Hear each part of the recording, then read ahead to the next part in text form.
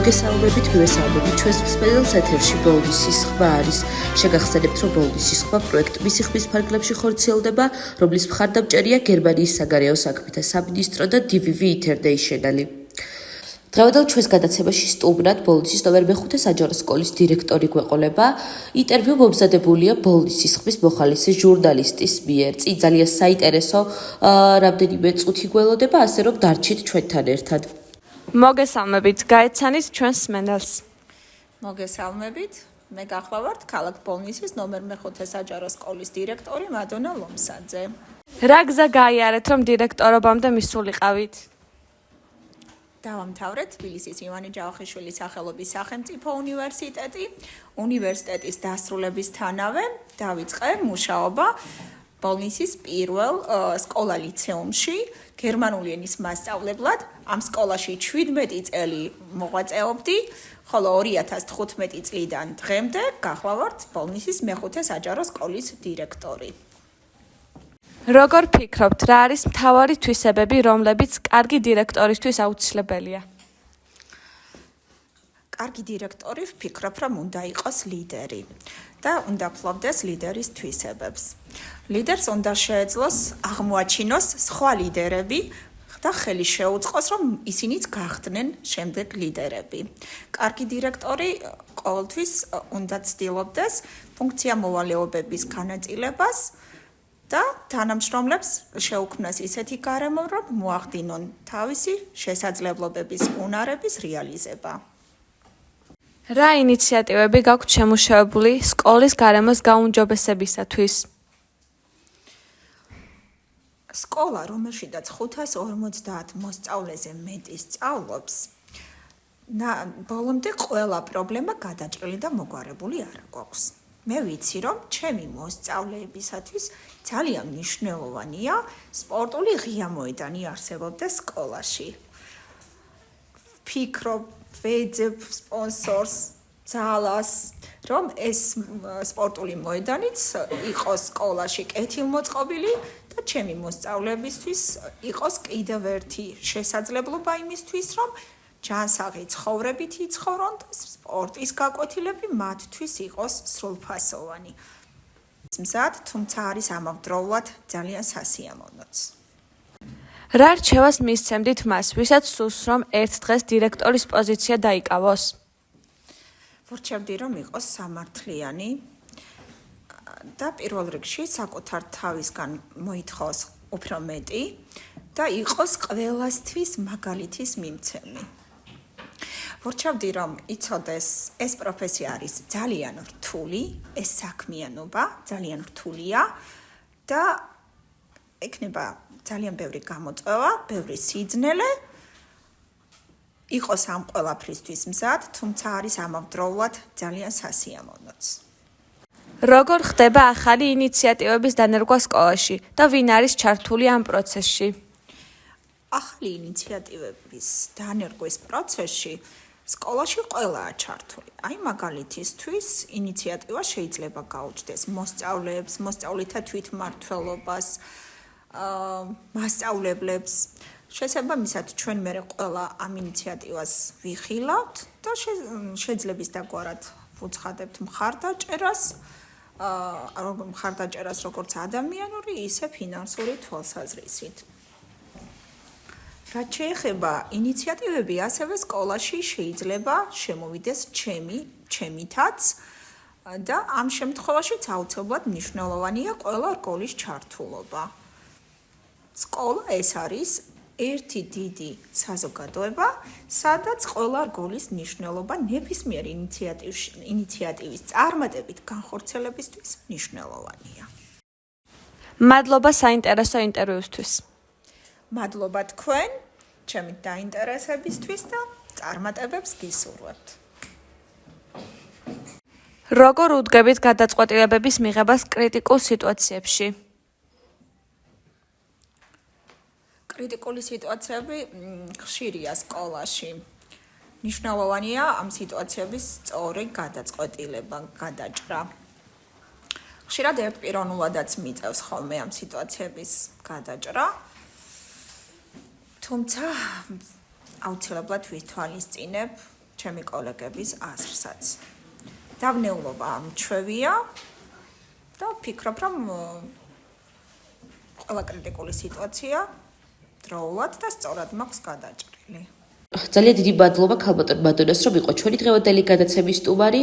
მე დღეისთვის გემშვიდობებით და გიტოვებთ ჩვენ პატარა მეგობრებს, თეთრ კარველებს. მოусმინეთ, იხალისეთ და მე წარმატებულ კვირას გისურვებთ. ნახვამდის.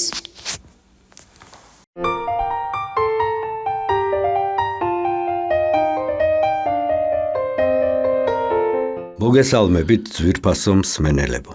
მე ვარ ბატონი დიმიტრი, კატოს ბაბუა და ეთერშია თეთრი კარავი.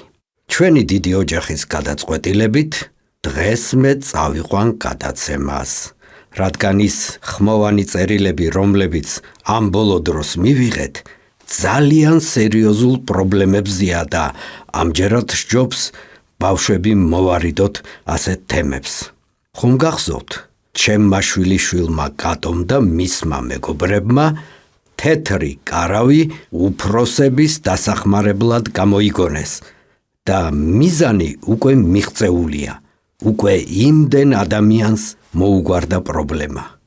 შეგახსენებთ, შეგიძლიათ გამოგვიგზავნოთ როგორც ხმოვანი, ისე ჩვეულებრივი წერილები და ასევე დაგვირეკოთ პირდაპირ ეთერში. გამარჯობა, ისმის ჩემი ხმა? დიახ, ისმის. გისმენთ ქალბატონო, თქვენ პირდაპირ ეთერში ხართ. გამარჯობათ, მე თინა ვარ. იცით, სად არ დავრეკე და ვის არ მივმართე, მაგრამ არანაირი რეაგირება არ მოყვა ჯერჯერობით. ახლა გავიგე თეთრი კარავი პრობლემებს აგვარებსო და გადავწყვიტე თქვენთანაც ვცადო. დიახ, გისმენთ. ქალბატონო თინა, გისმენთ. ვეცდებით დაგეხმაროთ, გისმენთ.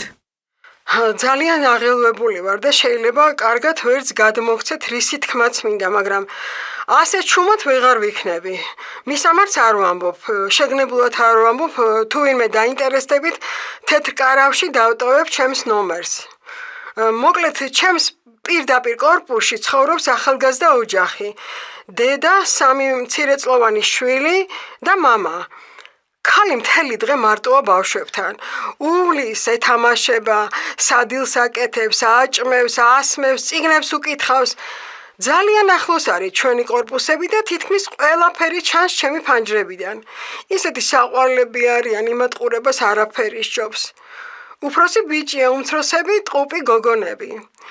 საღამოს როცა ქმარი ბრუნდება სახლში, ბავშვების მამა, არ ვიცი მერე რა ხდება. ისაფარებს ფარდებს თუ ამ ქალს რცხვენია, ისეთი წივილ-კივილის გინების და ლეწვა მტრევის ხმა ისმის მათი ბინიდან. გაგიჟდებით. არ ვიცი რა ხდება, როდემდე შეიძლება ასე ჩუმად ყოფნა, ვის მივმართო, მართლა არ ვიცი. თან ეს ერთხელ და ორჯერ კი არა, უკვე თვეები გრძელდება, თვეები. ვახ, რას ამბობთ? კარგი ქალბატონო თინა, დაგვიტოვეთ თქვენი კოორდინატები და ვეცდებით დაგეხმაროთ. გისმენთ, თქვენ პირდაპირ ეთერში ხართ. გამარჯობა. ახლა სრულიად შემთხვევით მოვისმინე ეს საშინელი ამბავი. მე გახლავართ მაია, პროფესიით იურისტი, ქალთა უფლებადამცველი. დღესვე შეგხვდებით ქალბატონო თინა და გპირდებით ამ ამბავს არ დავტოვებ რეაგირების გარეშე. დიდი მადლობა თეთრ კარავს, რომ ჩვენამდე მოიტანა ეს ამბავი.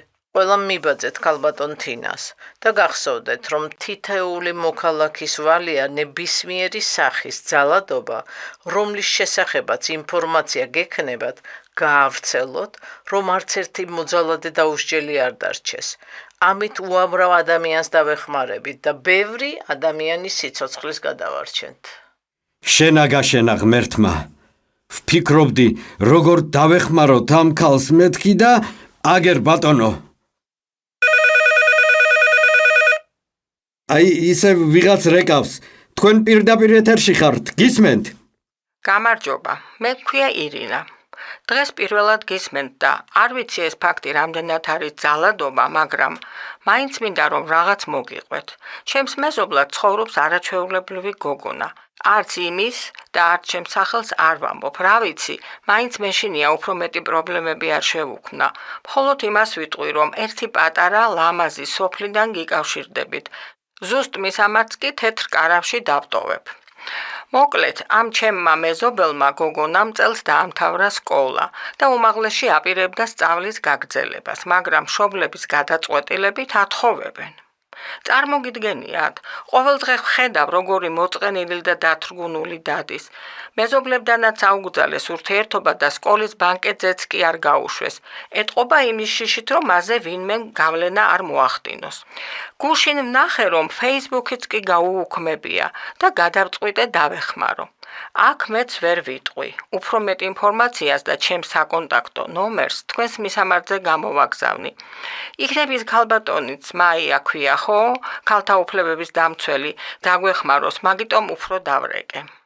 დიახ, ქალბატონო მაია, ისევ გესმით? იქნებ აი, გონი გვირეკავს. დიახ, გისმენთ. ქალბატონო მაია, თქვენ ხართ?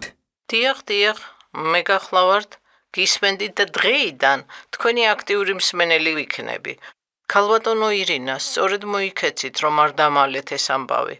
არავის აქვს უფლება ვინმეს რამე დააძალოს. მით უმეტეს გათხოვება სწავლის სანაცვლოდ. თანაც ასეთ ადრეულ ასაკში. დღესვე გამოვართმევთ თეთრ კარავში თქვენს მისამართს და უახლოეს დღეებში მოვახდენთ რეაგირებას. გახსოვდეთ და გქონდეთ ჩვენი იმედი. ჩვენი დრო ამოიწურა, ძვირფასო მსმენელებო. შევხვდებით ერთ კვირაში. იმედი ვიქონიოთ, რომ კარგი ამბებიც გვექნება. აბა დროებით. გემშვიდობებით მომავალ შეხვედრამდე.